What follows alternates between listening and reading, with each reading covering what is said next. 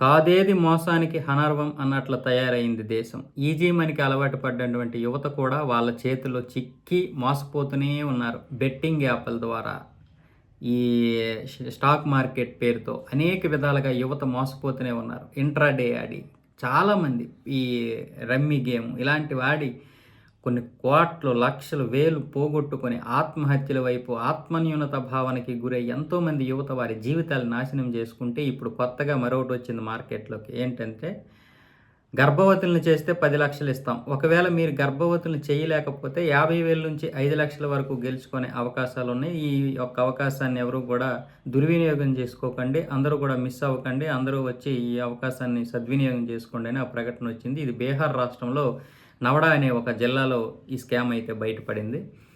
అయితే చాలామంది యువత 10,00,000 వస్తాయి. ఒకవేళ గర్భవతుల్ని చేయకపోతే 50,000 నుంచి 5,00,000 వస్తాయి కదా! కనీసం 50,000 వచ్చినా చాలు అని ఆశతో చాలామంది వాళ్ళ యొక్క పేర్లయితే నమోదు చేసుకున్నారు. ఆ పేర్లు నమోదు చేసుకునేటప్పుడు Aadhaar card, PAN card, driving licence వీటన్నింటిని ఇవ్వడం జరిగింది. వాళ్ళు తీసుకోవడం జరిగింది. దాంతో కొంతమంది అయితే రూములకి ఐడీ కార్డులు ఇచ్చిన తర్వాత మీరు రూముల వరకు బుక్ చేసుకోవాల్సి ఉంటది. కాబట్టి దానికి ఎంత ఖర్చు అవుద్దో ఆ డబ్బులు మాత్రం మాకు ఇవ్వండి చాలన్నారట. చాలామంది ఎలాగో డబ్బులొస్తాయి కాబట్టి కొంతమంది 5,000, 10,000 ఇవ్వడం జరిగింది. కొంతమంది మాత్రం మేము అవి కూడా ఇవ్వలేము.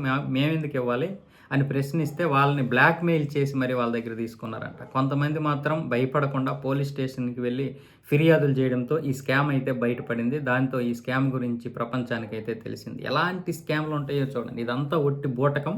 ఈజీ మనీ కోసం వీళ్ళు చేస్తున్నటువంటి నాటకమని బయట పెట్టడంతో వాళ్ళనైతే పోలీసులు అరెస్ట్ చేశారు. ఇలాంటి ముఠాలు చాలా ఉన్నాయట. అక్కడ సక్సెస్ అయిన తర్వాత దేశం మొత్తం వ్యాపింపజేద్దామని వాళ్ళు ఆలోచించారు. అయితే బీహార్ రాష్ట్రం వరకే ఈ ముఠా అయితే దొరకడం జరిగింది. ఎలాంటి మోసాలకైనా పాల్పడుతున్నారు. ఎందుకంటే ఈజీ మనీ కోసం యువత చాలా ఆశపడుతున్నారు. ఈ యువతని ఈ యొక్క బలహీనతల్ని క్యాష్ చేసుకోవడానికే వీళ్ళందరూ కూడా ఈ సైబర్ నేరగాళ్ళైతేనేమి, ఇలాంటి నేరగాళ్ళైతేనేమి ఈజీ మనీ కోసం ఎదురు చూస్తున్నటువంటి యువతని వీళ్ళు వాళ్ళ యొక్క బలహీనతల్ని బుట్టలో వేసుకోవడానికి ఈ స్కామ్‌లన్నీ జరుగుతున్నాయి. కాబట్టి ప్రతి దానికి కూడా చదువుకున్న మనమే ఆచితూచి వ్యవహరించాలి.